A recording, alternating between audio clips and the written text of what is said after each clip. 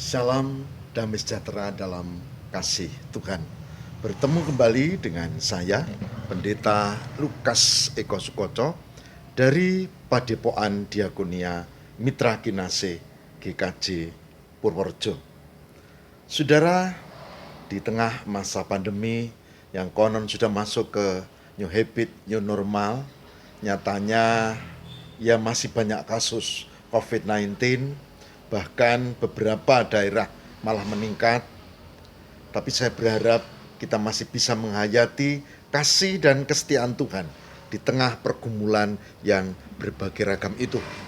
Saudara, dari Padepokan Mitra Kinasih, saya mengajak kita untuk menghayati hal ini dan kita akan bersama merenungkan sebagian dari sabda Tuhan.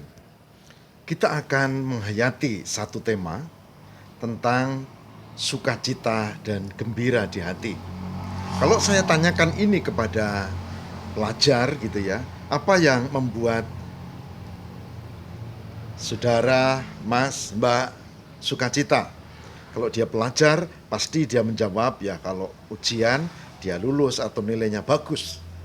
Kalau saya tanyakan ke pedagang, apa yang membuat saudara menjadi sukacita? Maka jawabnya ya kalau jualannya laris, keuntungannya besar, kemudian kulaannya lancar, dan langganannya bertambah. Oke, dan itu tidak salah. Tapi kalau saya tanyakan ini misalnya ke petani, apa yang membuat sukacita? Ya tentu dia akan berkata tanamannya bisa tumbuh dengan bagus, kemudian nanti berbuah dengan baik juga, kemudian nanti harganya normal ketika panen, dijual dan mendapatkan hasil yang memadai. Oke. Kalau saya tanya itu ke dokter, ya tentu dia akan mengatakan kebanggaannya pasien datang banyak dan memang sekarang sedang masa banyak penyakit, lalu dia dikarunia Tuhan dan pasiennya itu sehat, dioperasinya itu berhasil. Nah, itu membanggakan.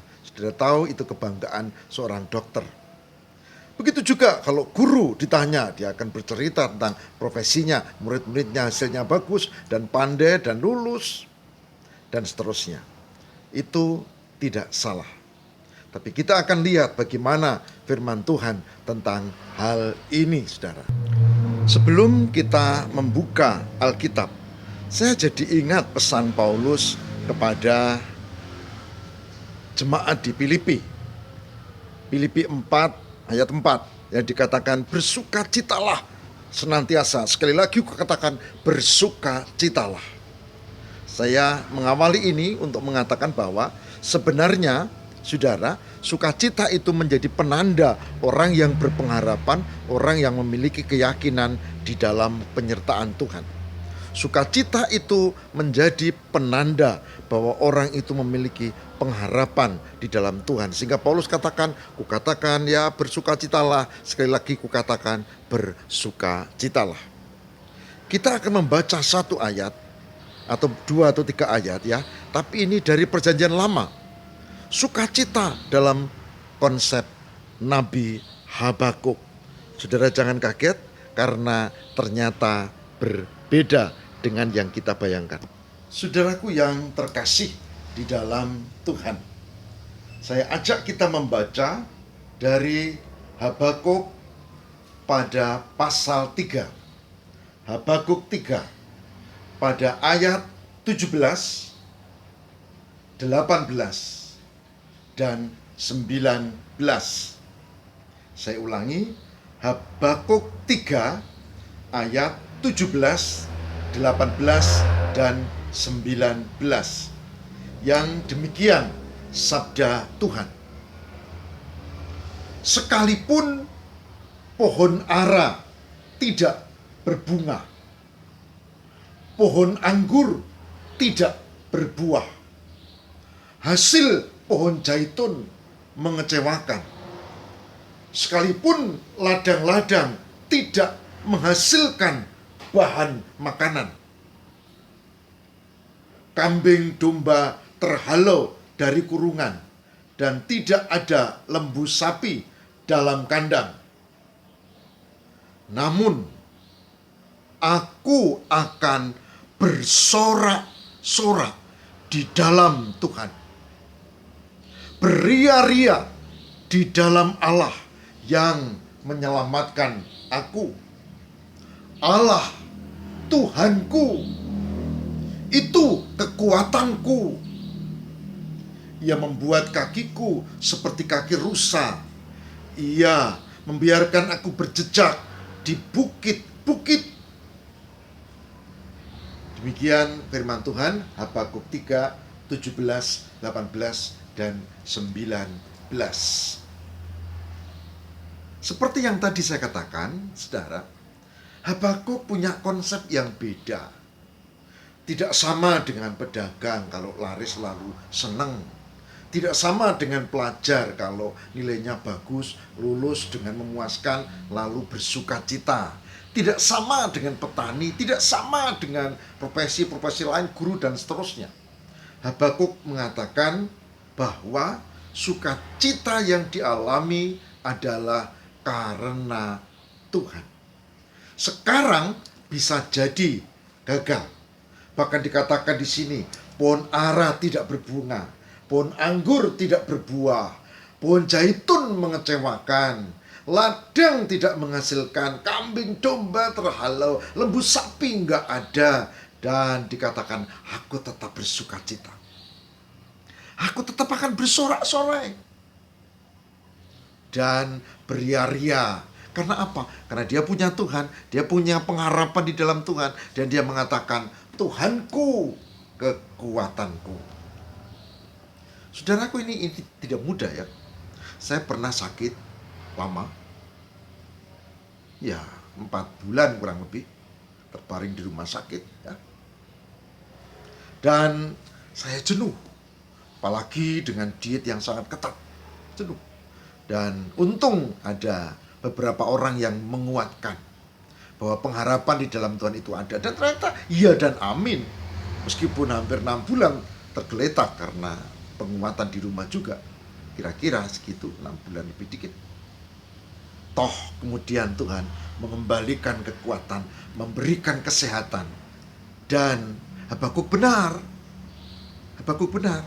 Dia katakan sekalipun pohon ara tidak berbuah, tapi kalau itu soal orang sakit, sekalipun aku sakit, sekalipun menghabiskan banyak biaya, sekalipun hasilnya lambat, aku tetap akan memuliakan Tuhan, bersorak-sorai. Kenapa? Karena harapanku di dalam Tuhan. Tuhan kekuatanku. Hebat ya. Dan itu tidak mudah. Itu membutuhkan pengalaman iman, itu membutuhkan kekuatan iman yang lebih. Buat Bapak Ibu Saudara ya yang sekarang sedang punya banyak usaha kemudian turun karena masa resesi ini, saya berharap ayat ini mengingatkan supaya kita tidak terlalu galau kemudian mempertanyakan, Tuhan ini maunya apa kok membiarkan. Bahkan ada yang bilang harusnya saya dikuatkan supaya saya tetap tidak rugi, biarkan orang lain saja yang rugi. Saudara, kekristenan tidak mengajarkan egois seperti itu. Memang sekarang zamannya susah. Tetapi bagi kita orang yang beriman, kita masih punya pengharapan di dalam Tuhan. Oleh sebab itu, saudara, mari kita mempelajari bahwa di dalam kesulitan, di dalam persoalan, di dalam pergumulan yang berat, di dalam harapan yang belum terpenuhi, dan di dalam situasi yang tidak menguntungkan, seperti Habakuk, kita tidak kehilangan harapan. Kita masih tetap semangat dan dikatakan, namun aku akan bersorak-sorai di dalam Tuhan, beria-ria di dalam Allah yang menyelamatkan aku, Allah Tuhanku, kekuatanku. Asal ada Tuhan, kesulitan, penderitaan, dan persoalan, dan pengharapan itu ada, pada saatnya Tuhan akan menolong. Saudara, betapapun derasnya hujan dengan angin, saudara tahu, ada saatnya akan berhenti. Tidak ada musim di dunia ini yang setiap saat selama setahun hujan terus, nggak ada. Nggak ada. Meskipun sekarang panas terik, udaranya tidak menguntungkan, tapi pada saatnya juga akan hujan. Saudara, pengharapan di dalam Tuhan itu yang penting. Dan suasana kita, hati menanggapi persoalan itu yang tidak kalah penting juga. Oleh sebab itu, sebagai hamba Tuhan, saya mengajak, mari di tengah situasi seperti ini, sebagian dari kita sakit saya tahu. Ada yang kecelakaan, ada yang sudah cukup lama, dan sudah menghabiskan banyak hal. Beruntung sekarang ada BPJS. Meskipun tidak semua tercover, paling tidak transport, makan, yang nunggu ke sana kemari, itu jelas tidak tercover. Tapi Tuhan pasti menolong. Bagi yang sakit, bagi yang sedang belum berhasil, bagi yang sekolah dan sekarang harus dari rumah, bagi yang dirumahkan, sudah bekerja dengan sungguh-sungguh, dengan semangat juang yang tinggi, dipanggil pimpinan, dirumahkan. Ya, nanti dipanggil lagi, ini pokoknya situasi ini, dirumahkan dulu, dan macam-macam alasan. Intinya ya dipecat dulu gitu. Ada yang, ini masuknya digilir. Itu artinya gajinya turun jadi separuh. Berat. Ya, berat. Tapi sebagai hamba Tuhan, saya mengajak saya sendiri, tapi juga Bapak Ibu Saudara dan kita. Mari kita tidak kehilangan harap. Saya ulangi. Mari kita tidak kehilangan harap. Seperti Nabi Habakuk, mari kita belajar bahwa kita juga akan mampu bertahan karena Tuhan kekuatanku. Jangan semplah, jangan frustasi, tetaplah berpengharapan di dalam Tuhan karena ada Tuhan. Saudara, mari kita hayati hal ini dan mari kita hadapi kesulitan-kesulitan ini, baik yang pelajar, baik yang petani, baik yang pedagang, wirausaha, baik yang swasta, baik yang buruh, baik yang pegawai atau siapapun. Mari kita belajar. Kita berharap Tuhan akan menolong kita dan kita tidak lepas pengharapan itu. Semoga Tuhan memberkati kita. Amin. Mari kita berdoa. Tuhan, bimbinglah kami di tengah kesulitan, persoalan, dan masalah yang tidak mengenakkan. Ajari kami seperti Nabi Habakuk yang tidak lepas harap, yang meyakini pimpinan Tuhan, yang mempercayai akan kebaikan Allah, sehingga di tengah kesulitan dan persoalan kami mencari solusi, tidak hanyut pada masalah, tidak menjadi semplah berlebihan, tapi kami meyakini bahwa Tuhan pasti akan menolong kami. Semoga Tuhan menguatkan saudara kami yang sakit, yang proses penyembuhan, bahkan ada yang sudah cukup lama. Semoga Tuhan memberkati yang usahanya sedang terpuruk, sehingga kami memiliki semangat untuk bangkit lagi. Semoga Tuhan memberkati anak-anak kami, generasi muda yang tidak bisa sekolah, bahkan tidak bisa kuliah sementara, hanya dari jarak jauh. Tuhan tolonglah. Bahkan yang beribadah pun juga begitu. Tuhan mampukanlah kami menghayati kasih-Mu dalam situasi dan kondisi yang sulit ini.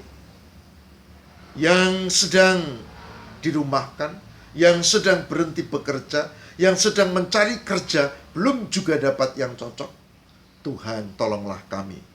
Tolonglah supaya kami juga tetap berpengharapan di dalam Tuhan. Inilah doa kami, lengkapkanlah. Biarlah semangat seperti Nabi Habakuk menjadi semangat kami, semangat orang yang percaya di dalam Tuhan. Terima kasih Bapa. Demi Kristus pengantara kami berdoa. Haleluya. Amin.